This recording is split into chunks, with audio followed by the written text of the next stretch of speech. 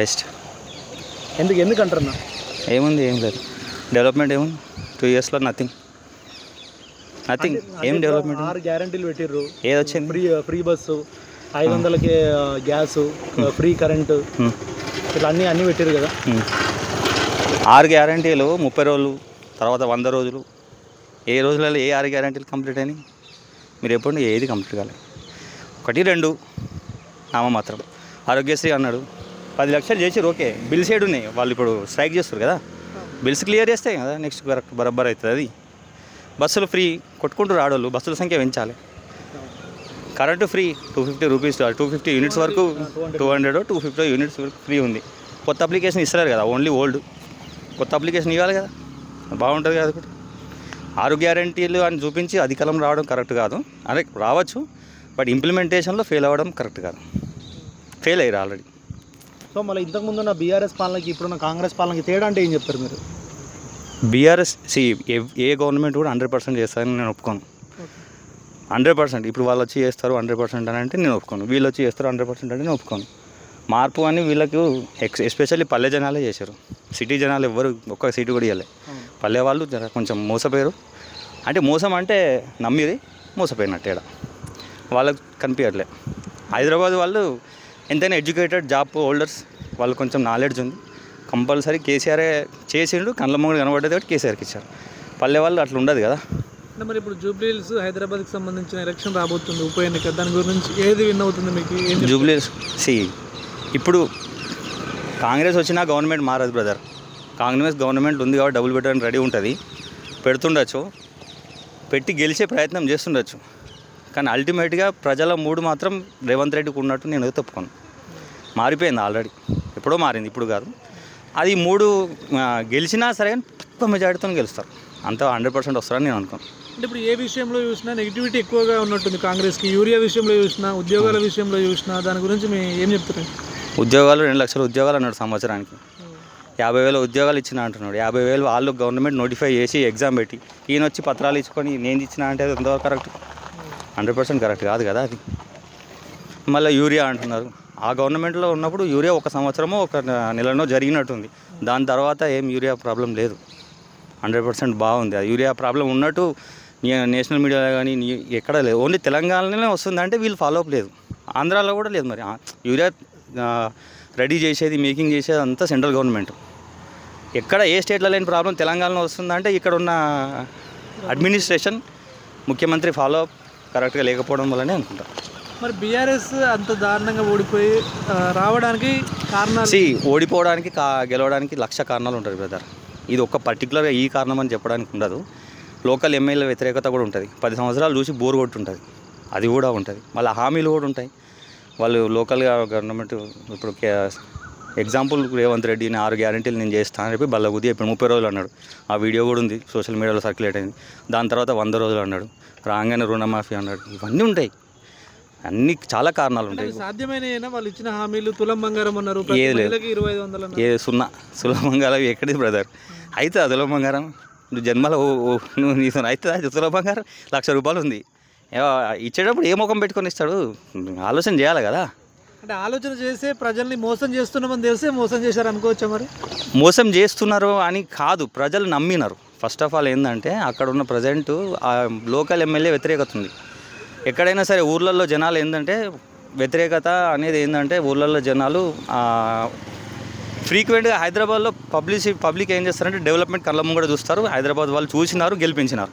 Obviously పల్లె జనాలు ఏంటంటే ఊళ్ళలోకి వెళ్ళి ఏ ఎమ్మెల్యే కలవాడు, కానీ అక్కడ ఉన్న డెవలప్మెంట్ అనేది గమనిస్తారు, ఉందా లేదా అని కొంచెం నాలెడ్జ్ ఉంచుతారు. పల్లెల్లో కూడా రైతు బంధు ఇచ్చాడు, రైతు బీమా ఇచ్చాడు, ఎన్నడూ లేని విధంగా రైతు బీమా ఎవరు కేసీఆర్ గారు ఇచ్చారు. మరి అంత డెవలప్మెంట్ అక్కడ కూడా కనిపించినట్టు ఉంది, డెవలప్మెంట్ ఉంది. ఇప్పుడు చెత్త ఉంది, చెత్త సేకరణ కూడా జరిగింది. రైతు బంధు, రైతు బీమా ఇచ్చారు. వీళ్ళు పెన్షన్ ఇస్తా అన్నారు, 4,000 ఇచ్చిరా, ఇద్దరికి ఇస్తా అన్నారు. ముసలోడు ముసలామెకి ఇద్దరికి ఇస్తా అన్నారు. 8,000 రావాలి, వచ్చినాయా? మరి 2,500 ఇస్తాను ఆడవిళ్ళకి వచ్చినాయా? ఇవన్నీ నమ్ముతారు బ్రదర్. అట్లా కేసీఆర్ అట్లా అనలే కదా, చెప్పింది నేను ఇస్తా, కాకపోతే పెంచుతా. ఇప్పుడు ఇంత చేస్తా, తర్వాత ఇంత చేస్తా, తర్వాత ఇంత చేస్తా. అది వాళ్ళు ఏమన్నా నేను రాగానే చేస్తా అన్నాడు 100 రోజుల్లో 0. అది హామీల సంగతి అనే కాదు, అడ్మినిస్ట్రేషన్ ఫెయిల్ అయిపోయింది. హామీలు వదిలేసేయండి, ఒకటి అవుతుంది ఒకటి కాదు. అడ్మినిస్ట్రేషన్ ఎక్కడా లేదు. హైడ్రా కోర్స్ హైడ్రా తెచ్చింది మంచి ఉద్దేశమే కావచ్చు, కానీ చిన్నపిల్ల అదేంటిది చిన్నపిల్లలు అంటున్నా, చిన్న వాళ్ళను, చిన్న తరహా కుటుంబాలను, పేదవాళ్ళను టార్గెట్ చేయడం, పెద్దవాళ్ళను వదిలేయడం అనేది కరెక్ట్. అది కరెక్ట్. అడ్మినిస్ట్రేషన్ అంతా కేసీఆర్ గారిపై కేసులు పెట్టడంలో, కాళేశ్వరం అని, మేటిగడ్డ అని, దాని గురించి 100%. ఇప్పుడు అడ్మినిస్ట్రేషన్ ఏడుంది? ఇప్పుడు కేసుల మీదనే ఉంది. ప్రభుత్వ పాలన ఎక్కడ ఉంది? కేసుల మీదనే ఉన్నది. ఇంకోటి ఏం లేదు ఆడ. కేసుల గురించే ఉన్నది ఆడ. వాడిని ఇప్పుడు మనల్ని లోపలేసారని చెప్పి వీళ్ళు వేయాలని చెప్పాడు అంతే, అంతకు మించి ఏం లేదు ఆడ. మరి ఒకవేళ కేసీఆర్ అరెస్ట్ అయితే ఎలా ఉండబోతుంది? బ్రదర్, కేసీఆర్ అరెస్ట్ చేసుకోమని ఎప్పుడో చెప్పాడు, కొత్తగా కాదు. నేను కేసీఆర్ ప్రో అని కాదు, కేసీఆర్ యాంటీ అని కాదు. కేసీఆర్ అరెస్ట్ చేసుకో, కేటీఆర్ నన్ను అరెస్ట్ చేసుకో, హరీష్ రావు నన్ను అరెస్ట్ చేసుకో, మీకు దమ్ముంటే చేసుకోరి, ఎన్ని కేసులు పెడతారో పెట్టుకోరే అని చెప్పి రకరకాల ప్రయత్నాలు చేస్తున్నారు. అన్ని ఆరోపణలే కానీ ఏ ఆరోపణలు రుజువు కాలేదు, చేయలేకపోయారు, చేయరు కూడా అనిపిస్తుంది. ఇప్పుడు చూస్తే చేయరు కూడా. సో ఫైనల్గా చెప్పండి, కవిత గురించి ఏం చెప్తారు? ఆమె పార్టీ పెడితే ఎలా ఉండబోతుంది ఒకసారి? ఆమె పార్టీ భవిష్యత్తు అనేది ఇప్పుడు ఏం చెప్పారు? ఆమె ముఖం చూసి ఓట్లు వేస్తారని ఎవరు అనుకోరు. అంటే ఆమెకు మాస్ జనాలలో అంత ఉందని అనుకోము. కేసీఆర్ హరీష్ రావును చూసి వేస్తారు, కేటీఆర్ను చూసి వేస్తారు కామన్. సో నెక్స్ట్ ఎలక్షన్స్లో మరి బీఆర్ఎస్ కాంగ్రెస్ 2029 ఎలక్షన్? ఇప్పుడు ఎలక్షన్లు పెడితే చెప్తాను, నెక్స్ట్ ఎలక్షన్ వరకు ఎట్లా ఉంటుందో తెలియదు. ఎందుకంటే ఎలక్షన్ లాస్ట్ 1 year వరకు మళ్ళీ స్కీములు పెట్టి ఏదో ఒకటి మార్చే అవకాశాలు ఉంటాయి. ఇప్పుడు ఎలక్షన్ పెడితే కనుక సేమ్ ఆంధ్రాలో ఎట్లా రిపీట్ అయిందో 11 seats అంతకంటే తక్కువనే రిపీట్ అవుతుంది అనుకుంటున్నా, పర్సనల్గా నా ఫీలింగ్. కాంగ్రెస్ పాలన కొద్దిగా బెటర్గానే ఉంది. ఈ హైడ్రా అలాంటి వాళ్ళ వల్ల కొద్దిగా కబ్జాలకు గురైనాయి, వాటి వల్ల కొద్దిగా పబ్లిక్ యూజ్ అవుతుంది. కానీ బస్సు వల్ల చాలా ఇబ్బంది పడుతున్నాం మేము. ఇక్కడ నుంచి నారాయణఖేడ్ అట్లా పోవాలంటే చాలా ఇబ్బంది అవుతుంది. టికెట్ పెట్టి గిట అదొకటి, దానివల్ల ఇబ్బంది ఉంది. మిగతా అయితే కొద్దిగా బెటరే. ఓకే, అంటే ఇప్పుడు 6 గ్యారంటీలు పెట్టారు. ప్రతి పథకం మీ ఇంటి దాకా అయితే అందుతుందంటారా? అంటే అవి అండర్ ప్రాసెస్లో ఉన్నాయి కదా, ఇంకా కంప్లీట్ కాలేవు. అప్లికేషన్ అయితే పెట్టినాము, ఇంకైతే రాలేదు మాకైతే అప్లికేషన్. ఆల్రెడీ వచ్చి 2 years అయిపోయింది, ఓకే, రాలేదు అనేసి చాలా మంది చెప్పారు. అవును. సో అంటే అదే మీకు వస్తున్నాయా లేదా అనేది ఇంకా రాలేదు. ఇందిరమ్మ ఇల్లుకైతే అప్లికేషన్ పెట్టినాము, మాదైతే రాలేదు. మేము పెట్టింది ఒకటే అప్లికేషన్, అదైతే కంప్లీట్ కాలేదు ఇంకా. సో మహిళలకు 2500 ఇస్తామన్నారు, అదైతే రాలేదు. కళ్యాణ లక్ష్మి 1,16,000 ఇస్తున్నారు. అవును, అవన్నీ వస్తున్నాయి. అవి అయితే ఏం రాలేవు ప్రజెంట్ అయితే. ఒకటి మేము పెట్టింది అది ఒకటే అప్లికేషన్, మిగతా వాటికి దేనికి ఎలిజిబుల్ లేదనుకో మా ఇంట్లో. ఏం చేస్తుంటారు? ఎట్రో కంపెనీలో ఎంప్లాయ్గా చేస్తున్నాను, ఫార్మా కంపెనీ. సంవత్సరానికి 2 లక్షల జాబ్స్ ఇస్తా అన్నారు కదా, దాని గురించి ఏం చెప్తారు?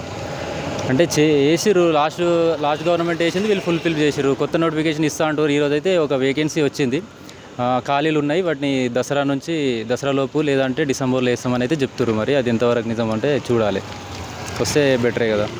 అంటే బీఆర్ఎస్కి కాంగ్రెస్కి తేడా అంటే ఏం చెప్తారు? అప్పుడు బాగుండేనా ఇప్పుడు బాగున్నా అంటే? అప్పుడైతే స్కీమ్స్ ఏమి ఆపలేరు, డైరెక్ట్ పబ్లిక్ వచ్చేసినాయి. ఇప్పుడు లేట్ అవుతుంది, మేబీ బడ్జెట్ లేకపోవడం కావచ్చు, లేదంటే కొత్త గవర్నమెంట్కి కొద్దిగా ఇబ్బంది అవుతుండొచ్చు. అంటే అన్నీ ఫ్రీ పెట్టేసారు, వచ్చే అమౌంట్ గవర్నమెంట్కి వస్తలేదు కదా. ఇటు ఆర్టీసీ నుంచి వచ్చే అమౌంట్ వస్తలేదు, ప్లస్ కరెంటు బిల్లులు వస్తలేవు. కాబట్టి కొద్దిగా గవర్నమెంట్ గిట బడ్జెట్ లేక ఇబ్బంది అవుతుందేమో అని మేము అనుకుంటున్నాం. మరి మీరు ఒక చదువుకున్న వారిగా చెప్పండి, ఫ్రీ పథకాల గురించి మీ ఒపీనియన్ ఏంటి?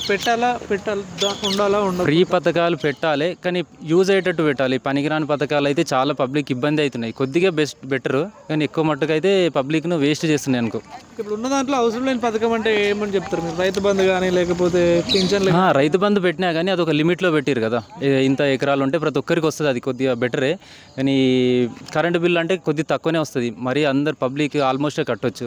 ఈ రేషన్ గిట్ట ఫ్రీగా ఇవ్వాల్సుకున్న 2 రూపాయలు 3 రూపాయలు పెట్టినా కానీ ప్రతి ఒక్కరు కొనుక్కొని తింటారు. ఇంకా ఈ ఆర్టీసీ అయితే కొద్దిగా చాలా అంటే చాలా వేస్ట్. అంటే ఆర్టీసీ ఒకటి పోయేటప్పుడు తొక్కుడు, అందులోకి జారిపోవడము, అసలు నిలబడి ఇంత దూరం నుంచి ఒక 200 కిలోమీటర్లు నిలబడిపోతున్నాం, అయినా ఛార్జ్ కట్టుకుంటూ అది చాలా ఇబ్బంది అవుతుంది ఆర్టీసీ అయితే ఒకటి. ప్రతి మహిళకి 2500 రూపాయలు ఇస్తామని చెప్పి గవర్నమెంట్లో చెప్పారు. దాని గురించి మీ అభిప్రాయం ఏంటి? ఇవ్వచ్చాలా? అంటే వాళ్ళు పెట్టిన స్కీమ్ కాబట్టి ఇవ్వచ్చు, కానీ ఇప్పటికైతే ఎక్కడైతే వచ్చినట్టయితే తెలియదు. మరి మాకైతే మా ఇంట్లో ఇటు ఉన్నారు, కానీ మాకైతే 1 రూపాయి కూడా రాలేదు దాని గురించి. 2500 అన్నది అయితే. రుణమాఫీ జరిగిందా? రుణమాఫీ అయితే అయింది. రైతు బంధు వస్తుందా? రైతు బంధు వస్తుంది, రుణమాఫీ అయింది. ఇప్పుడు జూబ్లీహిల్స్ ఉప ఎన్నిక అయితే జరగబోతుంది రానున్న రోజుల్లో. ఇప్పుడు బీఆర్ఎస్కి కొంచెం పాజిటివిటీ ఉన్నట్టుంది, మరి కాంగ్రెస్ బీఆర్ఎస్ టఫ్గా ఉండేటట్టుంది. ఏది గెలుస్తుంది అనుకుంటున్నారు? ఏది గెలుస్తా అంటే లాస్ట్ పథకాలను చూస్తే బీఆర్ఎస్కి చెప్పుకోవచ్చు. కానీ ప్రజెంట్ ఇప్పుడు గవర్నమెంట్ కొన్ని కాంగ్రెస్కి అయితే నెగిటివ్గానే చూపెడుతుంది. కానీ ఇంకా క్యాండిడేట్ను చూసి వేస్తారా, లోకల్ పబ్లిక్ ఏది వేస్తారో తెలియదు, మన సిటీ కాదు కాబట్టి మనం ఏం చెప్పలేదు దాన్ని. ఏ రీజన్స్ ఉన్నాయి అనుకోవచ్చు? కాంగ్రెస్కి నెగిటివ్ ఉందన్నారు కదా, ఏ రీజన్స్ ఉన్నాయి అనుకోవచ్చు దాని వెనుక?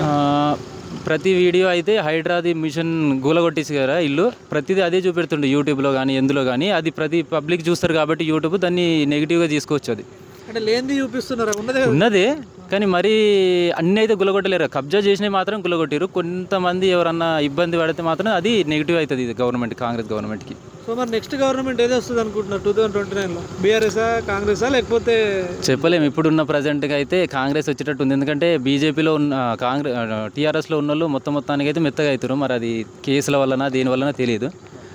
మేబీ వస్తే కాంగ్రెస్ లేదా బీజేపీకి పోటీ ఉంటుండొచ్చు అనుకుంటున్నాం.